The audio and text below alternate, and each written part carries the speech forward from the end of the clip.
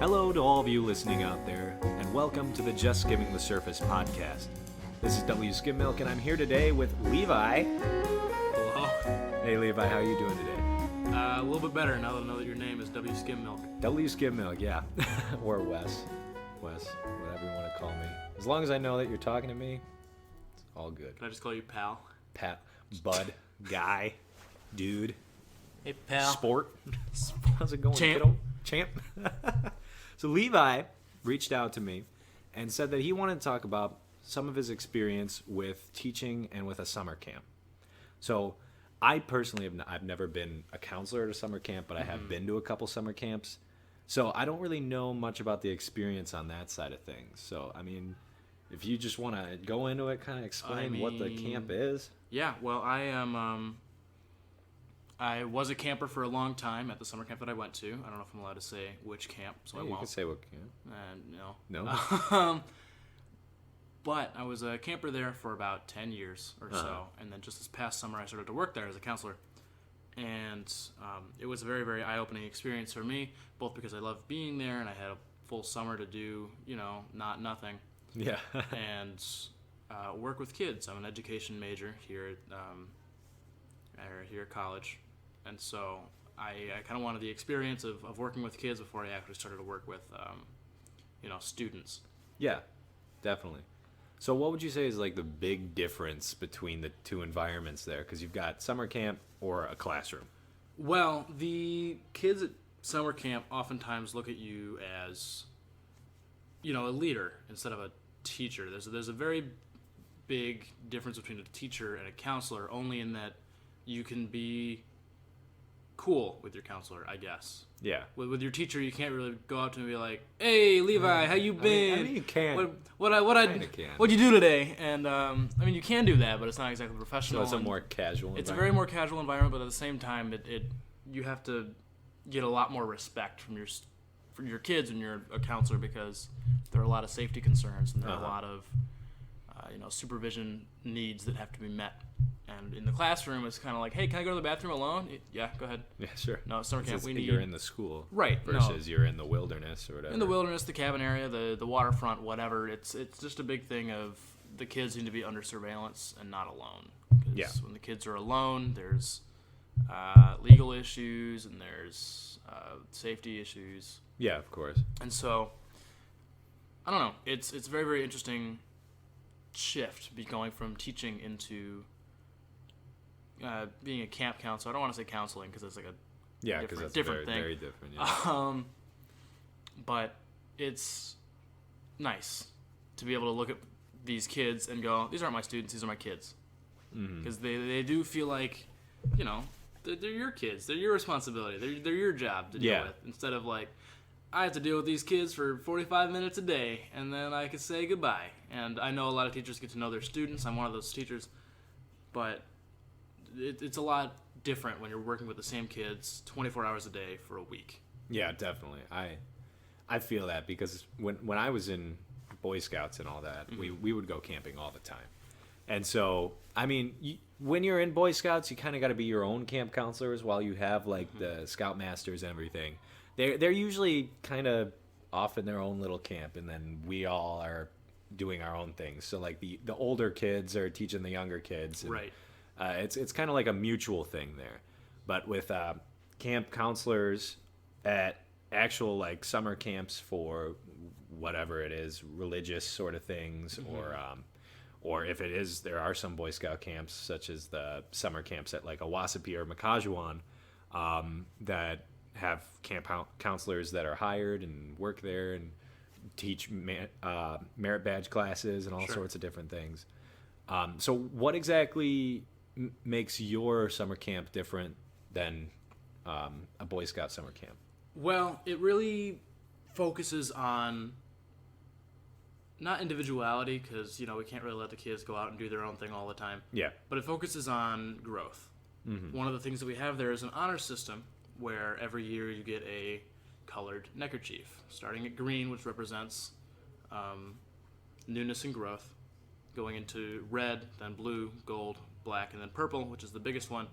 Biggest, I guess, is not the right term, but We have an honor system, and every year you could earn one neckerchief by setting goals with your counselor or with a counselor of your choice, on the purple case, and then achieving those goals, and you get rewarded your neckerchief at the end of the session. And so a big focus that we have is that when kids are doing their activities and going through their skills and all their other stuff, we focus on their goals and what they can achieve in themselves, because it used to be a competitive camp like 50, 60 years ago. You had to like compete against other campers to be the best, and then eventually it shifted into a competition with yourself, where it was, how can I be better than what I am now? Mm-hmm. And for instance, for the purple neckerchief, you have to have goals for every previous neckerchief. So you need to have goals for courage and bravery, and newness and growth, and true blue friendship, and true blue friendship and honesty, visible leadership, invisible leadership. You need to have multiple goals for every single one of those topics. And so throughout the course of the summer, depending on how long you're there, you might be doing all this new crazy stuff that you never thought you'd ever do, or you might be stepping out of your comfort zone, or maybe you've been meeting new people that you'd never talk to normally. It's a very humbling experience to go through it and then see yourself at the end of it, because the counselors do it too. We have our own goals stuff that we do. We I re-earned my purple this year for the fourth or fifth time. But I set goals. I achieved said goals, and I grew throughout the summer. It's something you don't really see at any other summer camp. Yeah. There are definitely a few, but not with this exact system, not with hidden ceremonies that I can't tell you about for every neckerchief, and it's. So it really goes into you never stop growing. Right. So even when you go into your career or when you become a teacher, you're still learning new things all the time, right? Right. So what exactly are you taking away from this summer camp experience for when you go on to teach a classroom? The biggest thing is that you shouldn't take your time with kids for granted. I know a lot of people have the opinion of, kids suck. Like they're annoying and they're messy and they're weird and they think they're funny, but they're not. They're all over the place. But sometimes, and I agree. As much as I love kids, they are messy, annoying, and they think they're funny when they're not. But they have their shining moments where you'll do something for them, or they'll do something for you, that you look at this kid and you go, I would die to protect this child. This is, I am happy to know that this is the future of America, of the world, that I'm looking after and I'm helping grow.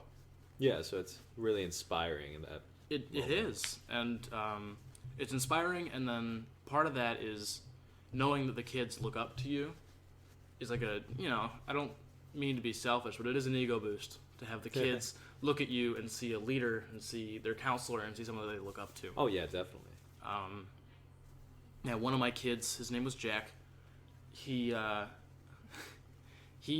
a funny kid. He was actually very, very funny. He was wild. He was all over the place. This little kid. All my kids were 12 this summer, and that's like the age that everyone goes, "Oh God, 12-year-olds." And I agree. In middle school, in the school setting, they are the worst. But at summer camp, 12-year-olds are the best. Mm-hmm. Oh my God, because they're old enough to be funny and make their own decisions, but they're young enough to where they'll still listen to you. Oh yeah, definitely. So this kid Jack, he was all over the place, and that cabin was very, very fun. That whole cabin that Jack was in was very fun, but they were rowdy. They had a lot of problems when it came to respect and being, well behaved. And so multiple times, me and my Matt had to sit them down and talk to them and be like, "Hey, stop it! Stop it! Set them straight." Yeah. And there was one point where we had done that, and then Jack comes up to me and he goes, "Levi, I'm sorry." And he was so genuine about it, and I'm like, "It's okay, Jack. It's all right. Jack, it's fine. You can do whatever you want." It wasn't what you can do whatever you want, because he'd get fired if I said that. But I looked at this kid, and he looked so sorry, and he just wanted to have fun, and I'm like, wow, this is a kid that I enjoy being around. Yeah, definitely. This is a good kid. He turned out good. He's going to continue to turn out good. That kid also had night terrors. That's another really fun story. But anyways. Yeah, some of the things you got to deal with as a counselor. Oh, jeez. Because you're with them way more often than you are when you're a teacher.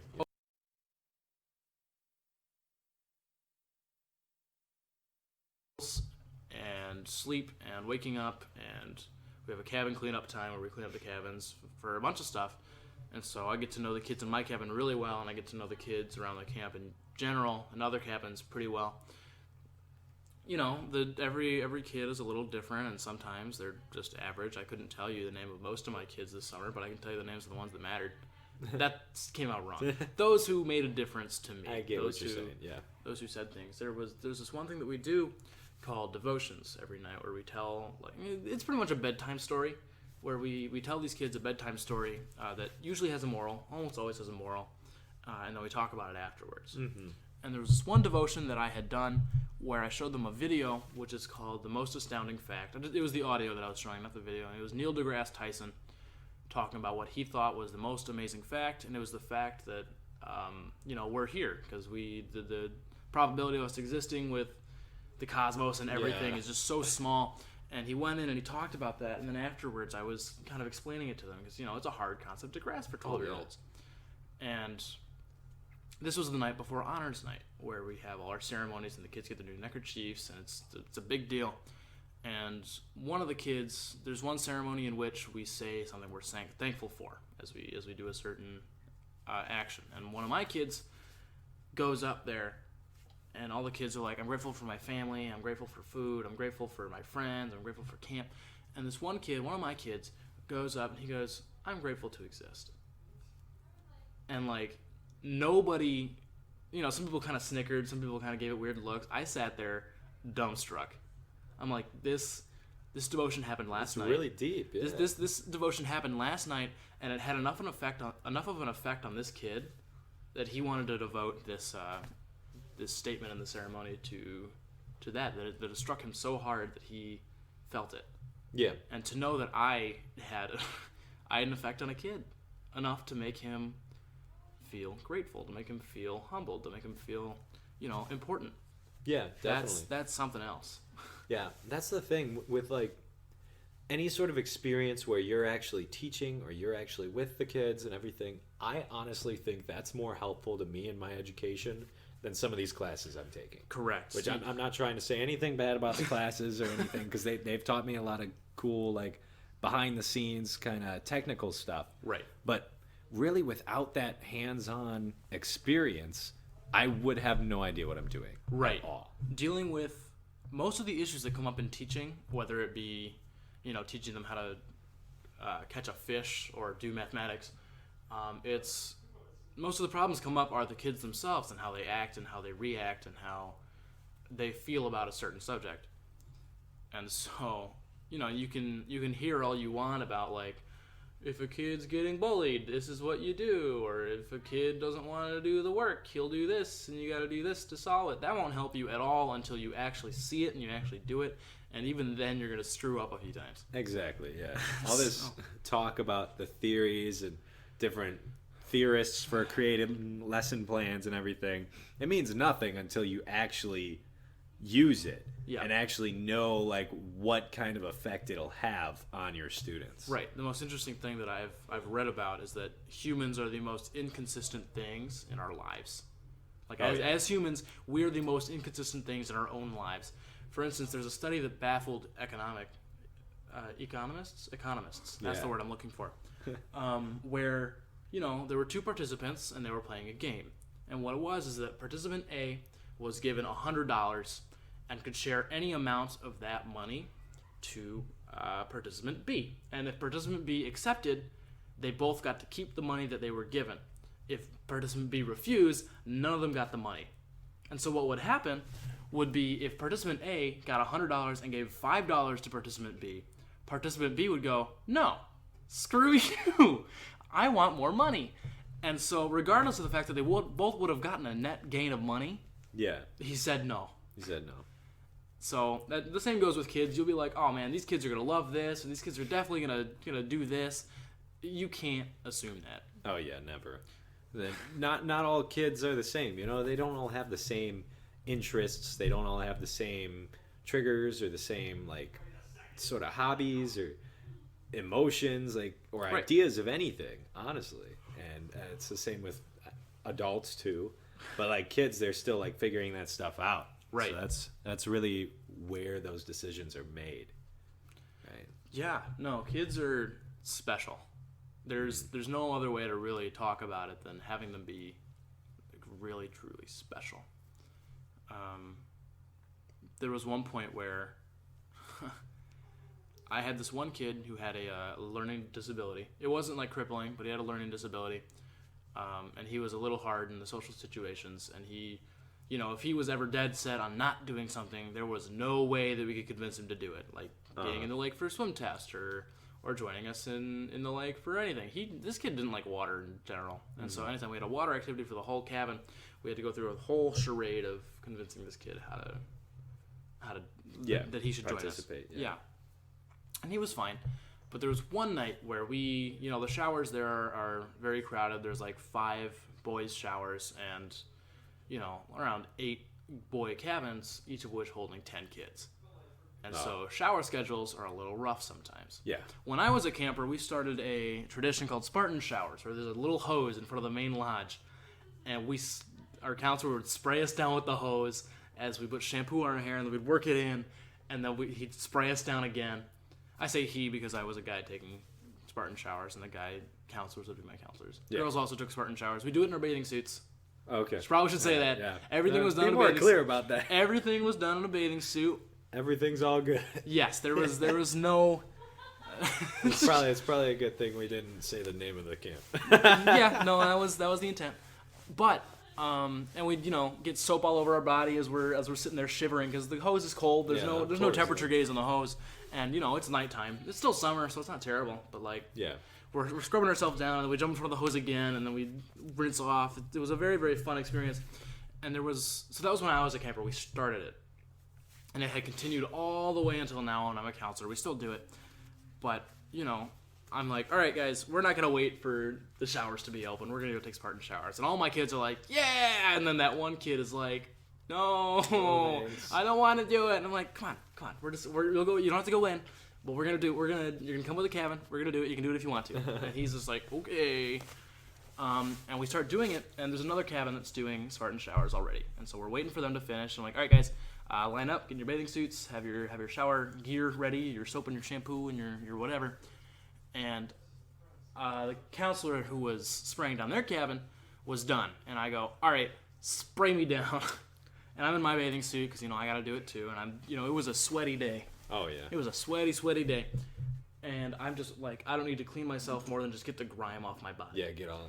And I jump in front of the hose, and I scream because it's cold, and I'm having a good time. And then I grab the hose from that counselor, and I go, all right, who's next? And my kids jump in the line, and everyone's laughing and screaming. And that one kid, the infectious mood was the good mood was infectious. He was so happy, and he jumped in front of the hose, and he was laughing. And it was as if he didn't want to not do it in the first place. Yeah. It was as if he wanted to do it the whole time because they're all having such a good time because he's there with his buddies in the cabin, and they're all laughing and they're all having fun and they're all cold and shivering, but whatever. And to see that notoriously difficult kid immediately melt away into childlike wonder as they're getting sprayed down by a hose by me, it's incredible. Yeah. It's really just finding the way to engage these students that are just apprehensive towards anything. There are students who don't want to participate in discussions in the classroom, students who don't want to participate in the open reading or whatever, where popcorn reading, reading out loud. And it's just, it's not necessarily that they have to participate, because we're never going to force a student to participate in something that they really don't want to do. But it's finding a way to make it to where they want to participate. Right. And personally, as a mathematics teacher, that's going to be hard. Oh, yeah. That's consistently hard for me, where, as much fun as trigonometry is, there's no real way for me to be like, come on, guys, let's come on, do trig identities, please. just do it. And I mean, as a camp counselor, it opens up ideas for me to be able to be like, all right, here's an example of how math is real cool. How we can make math fun. I did a speech on that. Mm-hmm. I've done speeches on like why math isn't awful or why math is fun or all this other stuff. And so my hope in being a teacher is to be able to inspire that in kids, for kids to look at math and just go, oh, that was awesome. Oh, yeah. What else can I do with this? Yeah, that's the cool part, because As a theater education major, we learn a lot about how we're not going to get a job if we just stay theater education, Right. which is funny. But it's basically they tell us you should probably get an endorsement in something. Yes. Which is good. It's always good to get endorsements in things no matter what you're teaching, because it gives you a better resume and it makes you more hireable. So my endorsement's in English. Sure. But I took it through a bunch of communication classes and everything. So I know a lot more about communications than I do about English. But I can still, once I take the content test and pass it, I can still teach English. Right. But during the theater education curriculum, you have to take this course called creative drama. Sure. And it's like, how do you bring drama into a normal classroom? How do we make things fun, make it theatrical, bring these theater activities to make it fun? Sure. So we'd have to take these books and think of activities that we can do that kind of teach the themes of the book, but also stay within the realm of what the book was talking about. Like Ender's Game, we had to do one for that. Ooh, interesting. And like there's just so much you can do with creative drama in the classroom. You can even use it in a math classroom or a science classroom. Sure. All of it. Just it's a good way to make the kids have fun while learning something that they might hate. Yeah, I hate saying that people hate math. Oftentimes, when everyone says, "Oh man, I suck at math. I hate math," and my first response is always, "You've been taught wrong. Yeah. Your teacher sucked." Like I hate to say it, but a big reason that I'm becoming a math teacher is because there are so many terrible ones. Yeah. That I want to be, counterbalance to that. Yeah, which honestly, at my high school, all the math teachers were some of the funniest and coolest teachers that I knew. Right. Which was strange, because it's just like, I mean, you kind of have to be.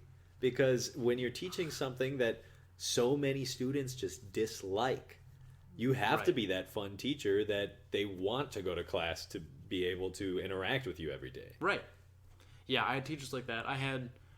In high school, I had 2 teachers that were really, really good and 2 teachers that were absolutely awful. Oh, yeah. In high school, for math at least. I had other teachers that were good and bad. But in math in particular, I had one teacher who was, the old bird lady. Like, she looked like a bird, sounded like a bird, kind of droned on. That was for the hardest class in the school. And so Every school has one of those. I was suffering through all of that. And then I had another one who was teaching me calculus, and she had no idea how calculus worked. Oh, my goodness. That poor lady, she could not, for the life of her, figure out how to teach calculus. I still got a 5 on the AP somehow. There you go. And so now I'm here. Here I am, the straight B math student, looking to be a math teacher. Gonna be math. And then I had 2 really, really good ones. Both that I go back and visit whenever I can. Oh yeah. But it's interesting to know that some teachers are really, really good and some are really bad, and both of them managed to get tenure. Both of them managed to be there for over 20 years, and teach kids and influence these kids. And I don't want my legacy to be, that one math teacher who kids always hated having. Oh yeah, definitely not. And that's like the pinnacle of your career is when students still want to keep in contact with you after they've graduated. Yes, my band directors are like that. Yeah, the best sort of reward as a teacher. Oh yeah. Being able to keep in contact with your students, seeing what they're up to, and like watching them succeed past your classroom. Right. That's the best feeling. It's something else. I mean, and the funny thing is I plan to work at that school once I graduate. Uh-huh. Hopefully, because I'm getting a computer science endorsement. Computer science. Along with my mathematics education. And so hopefully I will be able to, teach either math or computer science or both back at my old high school. And then in the process work with the teachers that I enjoyed so much. Oh yeah, definitely. And so we'll see if that works out. Hopefully it should. Yeah, I know some people who like really want to teach at their old school, and then other people who are just like, nope, anywhere but there. My girlfriend is like that. No. She wants to move to North Carolina as soon as she Carolina. can. That was my response too. North Carolina. What exists in North Carolina? She goes, hills, beaches. Beaches, I guess. It's on the coast. I mean, weather's probably pretty nice there compared to here. Like I'm looking out the window. We're covered in snow right now. Yeah. It's below freezing, especially with wind chill. And so we're colder right now than it is in some parts of Antarctica, Alaska, Yes, I heard that. and Iceland and all that crap. So Oh, the Illinois weather. gotta love it. So that kind of leads into a discussion of like teaching and like moving after you get your degree, teaching in a new place. One of the biggest things of advice that I've ever gotten from a teacher of mine was as soon as you work somewhere where you don't have connections, you need to make connections. You need to, take a mentor. Yeah. Have someone in your department or a different department be your mentor, your teaching mentor, because one thing I've heard over and over and over again, and I don't believe it until it's going to happen, is that your first year of teaching is going to be awful. Your first year teaching is going to be the roughest thing in existence, and you're not going to love it, and you're going to debate switching what your career is going to be, but you can only go upwards from there. And so the best way to lessen that blow is to take a mentor. To take someone. Just learn. Like, listen to everyone around. Right. Listen to the people around you. Don't be that apprehensive teacher who thinks that they're going to get everything right. Oh, yeah. We have one of those in the music department right now. Oh, boy. You don't want to do that. It's just being able to learn from your peers, from your students. Especially from your students. The biggest thing in your first few years of teaching. Like, they're teaching us all about these lesson plans and everything. And my favorite thing they do when we have to do all these assignments with lesson plans and planning lessons and theories and everything like that. And they're like, yeah, you're only going to do this for like the first year or two of your teaching. After that, it's just write it when your administrator wants it. It's like, then why am I spending so much time getting graded on this? Right. And even then, I don't want to say that teaching is improvisational, but it definitely is. There are, you need to be good at improving things sometimes to be a good teacher. And that was, being able to adapt lesson plans on the fly is one of the biggest tools you can ever get as a teacher, and it's one of the hardest things to do. And I can connect that back to summer camp because that's what we had to do every single day for everything. Like, one thing that you don't, I know you mentioned that you went to a summer camp as a kid. One thing that you don't realize when you're a camper is that, you look at the summer camp and you're like, wow, this is a well-oiled machine. Everything's got a schedule and everything's planned. Yeah. As soon as you start working there, you realize, wow, this is a dumpster fire on wheels. This truck is on fire and it's about to blow up, but we're going. You gotta take it and make it look like it's a nice, I don't know, one of those Hummer limos or whatever the heck it is. And there were multiple days, even within the same week, where I'd go to my skill. The skills would be like the activities like fishing or swimming or, like nature or dodgeball, things like that, where I'd go up to my co's for that skill and be like, hey, what are we doing? And they go, I don't know. Your guess is as good as mine. Right. So, you know as much as I do. And I'd be like, we're leading this skill. We're in charge of this. And they go, yeah, we're going to figure it out. There was one day where, it was the skill that was like kind of like the have fun in the water skill. And the kids really, really loved just going in the water and messing around and doing nothing. Oh, yeah. Doing nothing in particular. But, our supervisors were like, no, these kids, you have to be doing something. You guys have to be putting in the effort to make these kids doing something interesting. It's fun to be able to do that, but it's not memorable. We need these kids to have memories of something unique. And actually learning some sort of skills. Yeah, usually. And so it's hard to take a skill that's like play in the water time for an hour and go, how can we have like pool toys and other stuff, but it's very, very difficult to come up with something completely new. Because, some people do one thing and then they just do it again and again and again, like dolphin races where you have to get a ball to the end of the swim section with just your head. Yeah, and at what point do you just stop learning anything? I mean, it's really fun the first time, but then you see it every day. Yeah, you keep doing it. Well, you keep doing it. Okay, but there was one where we have like these lake mats, like the floaty mats, and I'm like, guys, grab all the mats and put them in the red section, which is sectioned off by the docks. And they go, all right, why? And I go up to the kids. I didn't tell my co's anything. And I go up to the kids and go, all right, kids, we're playing a wipeout today. Oh, and we set up a full, run across the lake in these sections of mats. Just like the old TV show, Wipeout. Yeah. And they had the most fun running across these things. And all the kids that weren't running had, dodgeballs and pool noodles they'd smack the kid running with. And it was, it happened. And I'm pretty sure that most of those kids remember that. Because it's fun. Like, being able to make things more fun. Right. And so, when I woke up that morning, knowing that I had to do this skill, I had no idea what we were doing. And so on the fly, I had to be like, all right, we're doing this with this and these things, and this is an idea, and I had this planned out, I promise. And so it's very much akin to teaching. And I know mathematics isn't very much,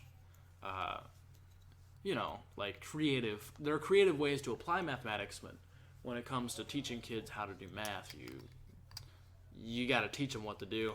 Oh, yeah. You can teach them how you can do it in multiple different ways, but what they have to get done, especially in high school mathematics, you do have to teach to the test. You do have to teach to a certain standard. In math, it's like there is one right answer. There is one right answer, but you don't have much time to get there either because you have the ACT and the SAT and whatever else, AP tests and standardized testing. Thanks, America. They work, I promise. They don't, but different conversation. No, I had to retake the ACT for my certification. Really? Because you have to get the writing portion. Yes. My school didn't offer it. Oh, no. So while I had like a good score, I didn't have a writing score. So I had to go retake it just so I could get the writing score. And at first when I was taking it, I was like, you know what? I'm going to actually try. And we're gonna not that I need to, but I'm going to actually try because maybe I could get a better score. And so the first 2 sections, it was like reading and I want to say math. And it was English then math. And I have not done math in years because I haven't had to take a math class. Right, no. And I didn't bring a calculator. Oh, no. So, but I did pretty well on it. And I did pretty well on the English thing too. Well, but we took a break after that. And then we went into reading and then science. Science is in, can you read this graph? Yeah. And reading, I'm such a slow reader.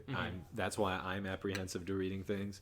But I'm so slow at reading that I got to like the third one and she called for like 5 minutes left and I was like, oh gosh. And I was like, okay, my score doesn't matter anymore. So I went through that and then science came up and I was like, all right, I'm done. I don't feel like reading any of this. So I totally guessed on it. Of course. I ended up getting 1 point less than I got on my original ACT. Wow. So I was like, wow, I could have improved my score. But the writing portion, which is why I started talking about this in the first place, was there was this prompt about like achievement and participation trophies and blah blah blah, all kinds of stuff like that. And the way I wrote mine was I kind of linked it to standardized testing and how some schools base funding and such off of that. And I basically just bashed the ACT in it. Of course. And bashed standardized testing, which this essay was going to them to grade. Yep. And I was just like, I'm so done with this test.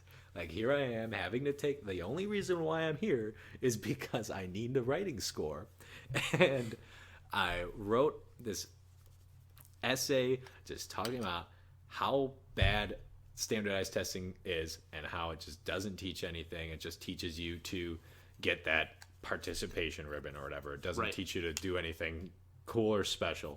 And with the teachers having to teach to these standards, it teaches them to not have fun in the classroom, not explore new things. It teaches them to just teach these things. Right. And so that I just bashed the whole thing. I ended up getting a 10 on it, and it was a passing score. So there you go. Like it's only like I think it's out of 12. I really could not find the grading online at all. Like I had no idea what it was, but I think I needed at least a 6.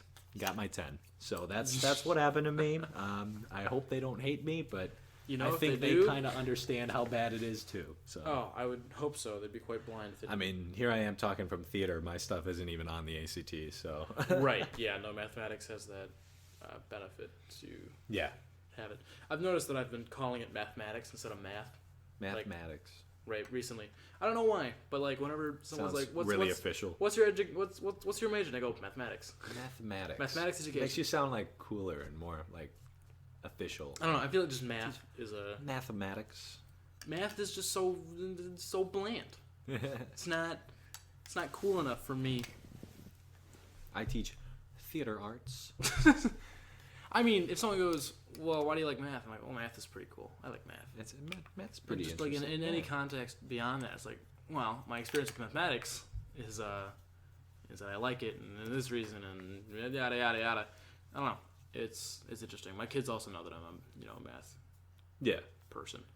I used to be good at math, and then I didn't take it anymore. And then you stopped. Here I am, not knowing. I can't. I have to use a calculator when I go shopping. I mean, that's fair. Is there anything else that you wanted to talk about today? Because I know we talked a lot about the teaching sort of side and about counseling, the sort of experience and how that helps into your teaching. Was there anything else that you wanted to say? No, not really. I feel like everyone should have an opportunity to work with kids at some point in their life. That's kind of the biggest thing that I have. Yeah. Not because, you gotta love kids, but instead because kids will make you a little more humble than you think you are. Kids will bring you back down to earth after you've, sat in your crystal throne of I know everything. Because everyone has one of those at some point in their life. Oh, yeah, definitely. Work with kids. You might hate them a lot, but, you're going to have to deal with kids at some point in your life or another, whether they be yours or your neighbors or your friends or out on the street. But, kids should be worked with. You should. Do it. Do it. It's all you need to do. Just work with kids. Take it from me, you random stranger. And with that, I think we're just skimming the surface. So thank you so much, Levi, for coming on and talking to us about your experience. Of course. Thank you for having me. And with that, we are just skimming the surface. Thanks for listening. If you like what you heard, be sure to follow or subscribe on your favorite podcasting service. Don't forget to like W Skymmilk on Facebook and to check out wskymmilk.com for more about me. This has been Wesley W Skymmilk Skim. Have a great night.